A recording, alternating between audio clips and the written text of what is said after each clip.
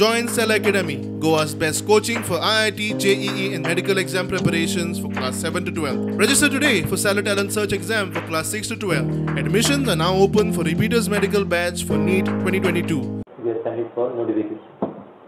So then there is a gap of 60 days time for the parties basically to file objection and suggestion.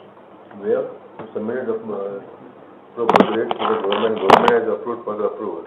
Once the rates have been approved, now the notification will be issued seeking comments and objections from the stakeholders. And once comments and objections are received, they will be placed before the minimum wages advisory board for the decision. And once that is finalized, the new rates will be notified once it is finalized by the committee and accepted by the government.